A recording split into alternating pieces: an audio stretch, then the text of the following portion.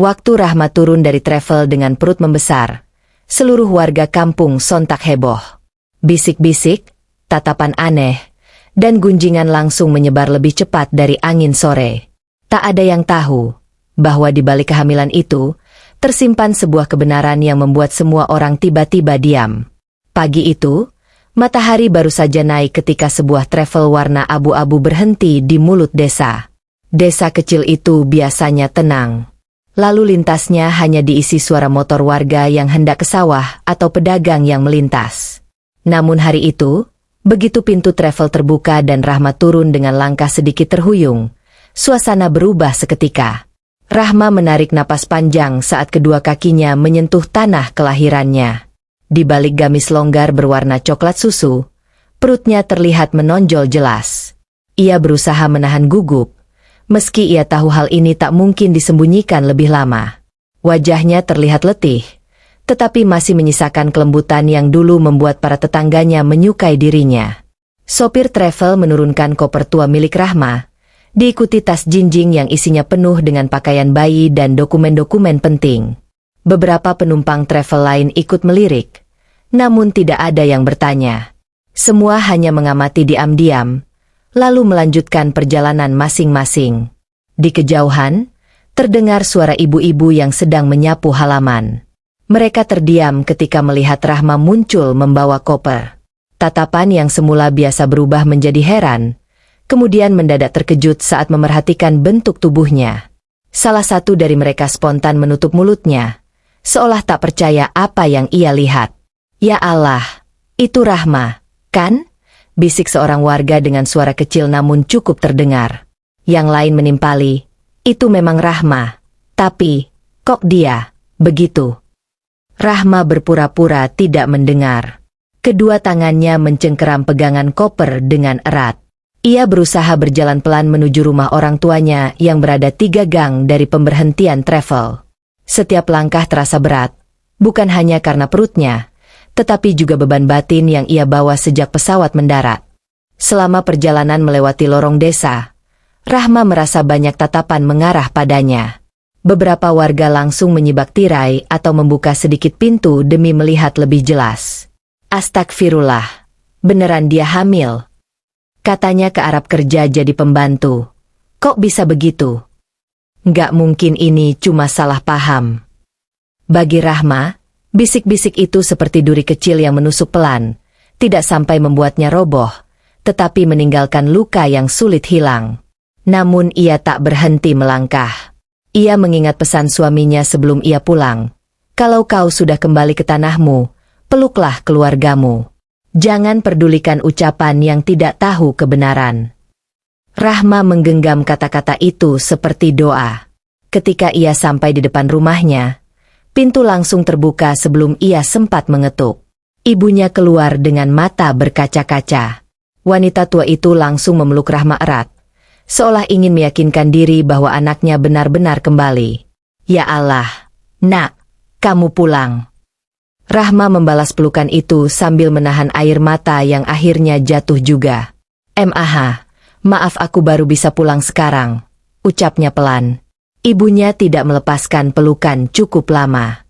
Setelah itu, ia menatap perut Rahma dengan mata melebar, tapi bukan tatapan menghakimi, melainkan tatapan penasaran, campuran khawatir dan bingung. "Nak, ini siapa?" Rahma hanya mengangguk pelan dan tersenyum tipis. "Bu, nanti Rahma jelaskan semua. Janji." Ibunya masuk ke dalam rumah dengan langkah pelan, membawa koper Rahma, sementara ia sendiri duduk perlahan di bangku bambu depan rumah. Nafasnya tersengal-sengal. Kehamilan di usia jauh dari suaminya membuat perjalanan terasa menguras tenaga. Namun ia belum sempat memejamkan mata ketika suara-suara langkah kaki terdengar dari luar pagar. 3 ibu-ibu dari kampung sebelah datang dengan alasan, kebetulan lewat. 2 remaja putri pura-pura ingin mengembalikan piring pinjaman. Bahkan bapak-bapak yang jarang keluar rumah mulai melongok dari balik pagar. Dalam waktu singkat, halaman rumah Rahma dipenuhi orang-orang yang pura-pura bertanya kabar, tetapi sebenarnya sedang mencoba merangkai informasi yang bisa disebar ke grup WhatsApp desa. Rahma sehat. Lama sekali di Arab. Kerjanya apa kemarin? Sendirian pulangnya. Itu, sudah berapa bulan, Mah? Pertanyaan-pertanyaan itu menghujani Rahma tanpa jeda. Ia menjawab sehalus mungkin tanpa membocorkan apapun. Rahma sehat, Bu. Saya kerja seperti biasa. Nanti biar saya jelaskan kalau sudah siap.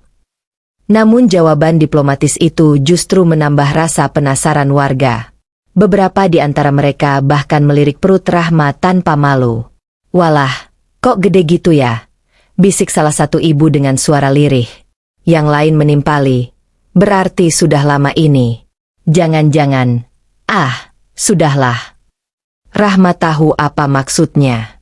Ia menarik napas panjang dan mencoba tetap tenang. Saat orang-orang mulai bubar, salah satu tetangga yang cukup dekat datang menghampiri dan duduk di samping Rahma. Wanita itu tidak bertanya apa-apa, hanya menepuk tangan Rahma pelan dan berkata, Mah, kalau kamu butuh bantuan, bilang saja. Warga ngomong apa? Biarin. Yang tahu hidup kamu itu kamu sendiri. Rahma mengangguk. Terima kasih, Bu. Namun ia tahu, badai baru saja dimulai. Menjelang sore, grup WRT sudah ramai. Foto Rahma saat turun dari travel sudah muncul dari berbagai angle. Entah siapa yang mengambil. Di bawah foto itu ada puluhan komentar. Ini gimana ceritanya kok bisa pulang hamil? Kasihan keluarganya. Pasti malu. Jangan-jangan anak majikan. Duh, kalau begini kan jadi mencoreng desa. Tanpa bukti, tanpa penjelasan, tanpa kesempatan Rahma membela diri, semua orang berlomba-lomba membuat kesimpulan versi mereka sendiri. Ada yang menuduh Rahma dimanfaatkan majikan. Ada yang bilang Rahma kebablasan. Bahkan ada yang menuduh ia membawa aib internasional. Rahma melihat sendiri grup WA itu karena ibunya menunjukkan isi pesan warga. Wanita tua itu menangis pelan, merasa anaknya dihakimi tanpa tahu apa yang sebenarnya terjadi. Rahma memegang tangan ibunya. Ibu, jangan nangis. Rahma pulang bukan untuk menambah beban ibu. Rahma pulang untuk jujur. Setelah waktunya tiba. Ibunya mengangguk, meski masih tampak gelisah. Malam itu Rahma tidur di kamar masa kecilnya. Kamar yang dulu penuh poster sekolah, foto kenangan, dan warna dinding biru muda yang kini sudah mulai pudar. Namun malam itu kamar terasa asing. Bukan karena suasananya, tetapi karena pikiran Rahma tidak tenang. Ia berbaring miring sambil mengusap perutnya. Sayang, maaf ibu membuatmu datang ke dunia ini dengan keramaian seperti ini, bisiknya pelan. Tapi suatu hari, semua orang akan tahu bahwa kamu hadir bukan karena dosa, tapi karena pernikahan yang sah dan penuh cinta. Rahma menahan tangisnya. Ia teringat suaminya, Fahd. Terbayang bagaimana pria itu tersenyum pelan ketika ia mengatakan Rahma hamil. Terbayang bagaimana tangan Fahd mengusap perut Rahma saat kehamilan memasuki usia 5 bulan. Dan terbayang juga bagaimana tubuh pria itu melemah perlahan hingga akhirnya memaksanya pulang ke Indonesia. Rahma memejamkan mata, membiarkan kenangan itu menyelimuti dirinya. Namun ketenangan itu pecah ketika ia mendengar suara gaduh dari luar rumah. Ternyata beberapa ibu-ibu masih berkumpul di teras rumah tetangga, membicarakan hal yang sama. Harusnya keluarganya klarifikasi. Jangan sampai nanti anak-anak muda terpengaruh. Kalau memang sah, mana buktinya? Jangan membuat desa malu. Rahma memejamkan mata sekuat tenaga. Besok aku jelaskan. Jangan sekarang. Jangan saat aku masih letih begini. Keesokan harinya, Ketua RT datang ke rumah. Bukan untuk marah atau menghakimi, tetapi untuk meminta penjelasan secara resmi. Rahma akhirnya merasa ia tidak bisa menunda lagi. Pak, Ibu, warga semua, nanti sore Rahma ingin bicara di balai desa. Rahma akan ceritakan semuanya dengan jujur. Ibunya terkejut. Mah, kamu yakin? Rahma mengangguk. Kalau tidak sekarang, gosip itu tidak akan pernah berhenti. Ia memegang perutnya. Anak ini berhak lahir tanpa tuduhan. Ketua RT setuju dan menyebarkan informasi ke warga. Dalam beberapa jam, seluruh desa sudah tahu bahwa sore nanti Rahma akan memberikan klarifikasi. Dan sore itu, warga satu desa berkumpul. Semua datang dengan rasa ingin tahu, sebagian dengan wajah penuh praduga. Rahma berdiri di depan mereka dengan tenang, meski lututnya bergetar. Dan sebelum ia berbicara, ia membuka tas kecilnya, mengambil dua benda yang membuat seluruh ruangan mendadak sunyi. Buku nikah. Surat rumah sakit. Setelah kehebohan hari pertama, kabar kehamilan Rahma menyebar seperti api di musim kemarau. Tidak butuh 1 hari penuh untuk membuat seluruh kampung membicarakan dirinya. Setiap sudut, setiap warung, setiap rumah seakan menjadi tempat diskusi dadakan tentang TKW yang pulang hamil. Rahma duduk di teras rumah sambil memegang secangkir teh hangat. Ibunya duduk di sampingnya, terlihat gelisah. Sejak pagi, beberapa tetangga sudah datang hanya untuk melihat Rahma secara langsung, seolah mereka ingin memastikan apakah berita itu nyata atau hanya gosip liar. Rahma tidak mengatakan apa-apa. Ia hanya menunduk. Ia tahu, semakin ia diam, semakin gosip berkembang. Namun ia tidak punya keberanian untuk membuka semuanya sekaligus. Ia menunggu waktu yang tepat. Sore itu, saat matahari mulai turun, kepala desa mendatangi rumahnya. Bukan dalam konteks resmi, tetapi penuh rasa penasaran seperti warga lainnya.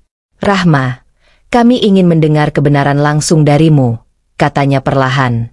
Desa ini sudah gaduh. Banyak yang merasa khawatir. Banyak pula yang salah paham.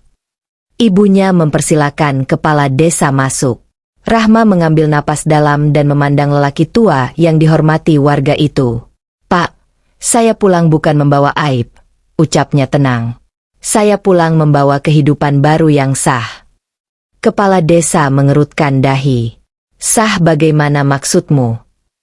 Rahma kemudian menceritakan apa yang selama ini ia simpan rapat-rapat. Bagaimana ia bekerja di rumah seorang duda Arab bernama Tuan Khalid, majikan tempat ia mengabdi selama 2 tahun terakhir. Bagaimana pria itu memperlakukannya dengan baik, bahkan ketika Rahma sering merasa takut dan minder sebagai pekerja migran. Tuan Khalid tidak pernah membentak, tidak pernah membebani, dan selalu memperhatikan kesehatan serta kesejahteraannya.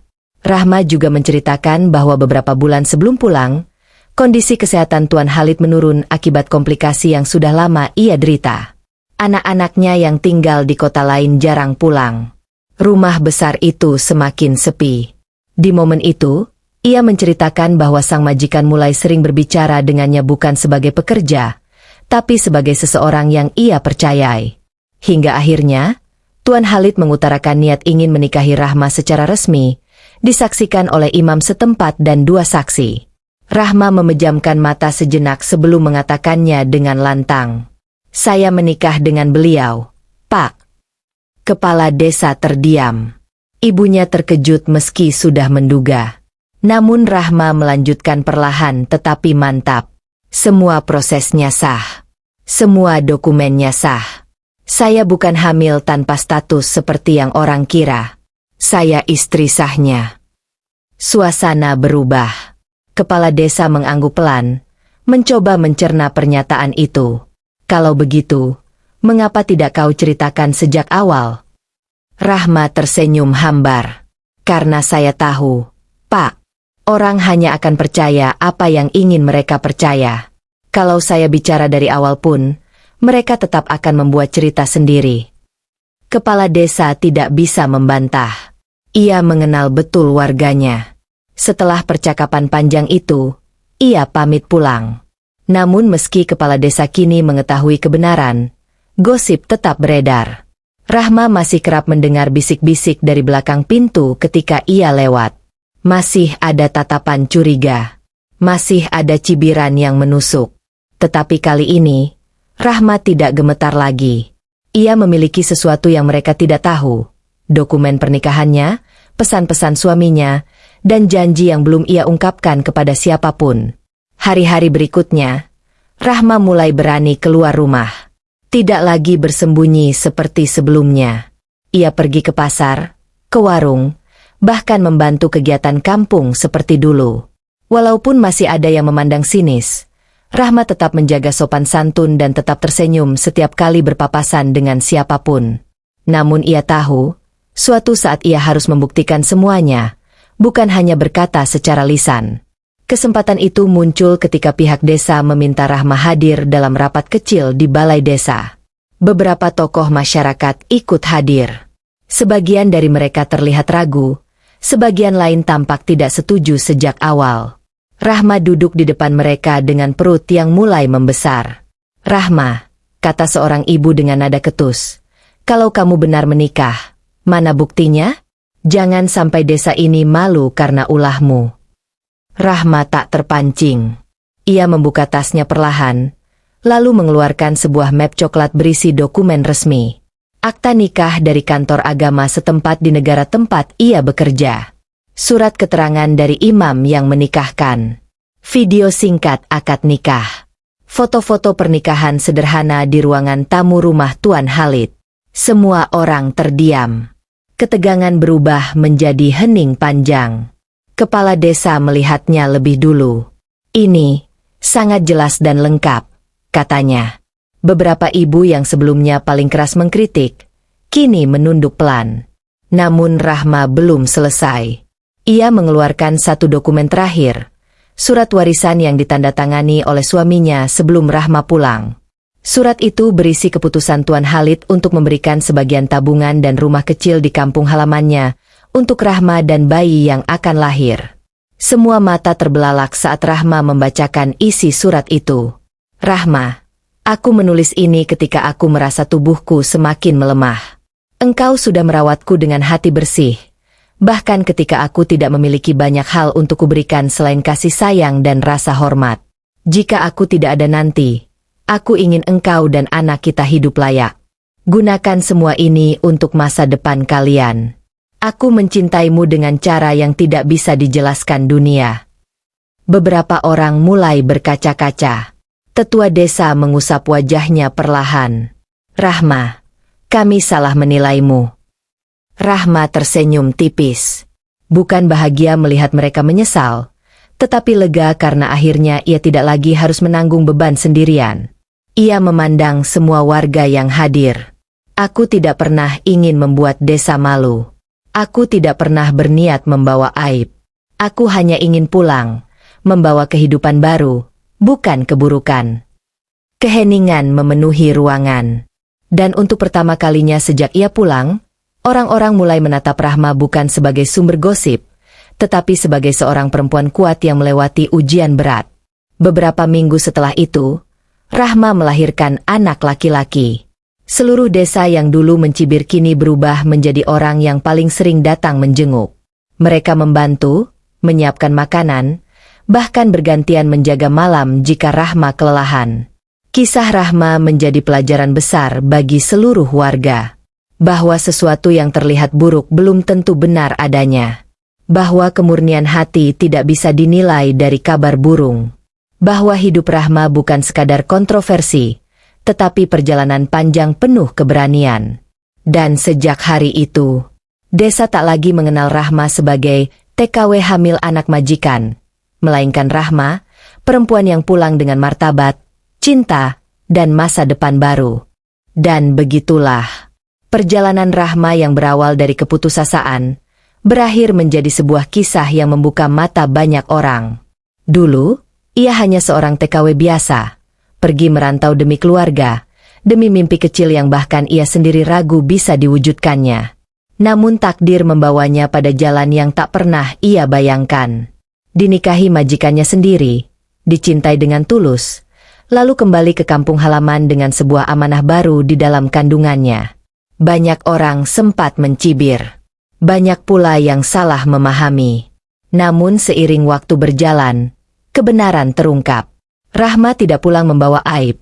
Ia pulang membawa hak sebagai seorang istri, sebagai seorang wanita yang akhirnya menemukan kehidupan yang ia layak dapatkan. Hadirnya sang suami, yang menyusul ke Indonesia untuk memperkenalkan diri kepada keluarga, menjadi bukti bahwa cinta kadang muncul di tempat yang paling tidak diduga. Dan Rahma, yang dulu hanya dianggap sebagai gadis kampung biasa, kini berdiri sebagai ibu dari seorang anak yang lahir dari kasih sayang, bukan dari skandal.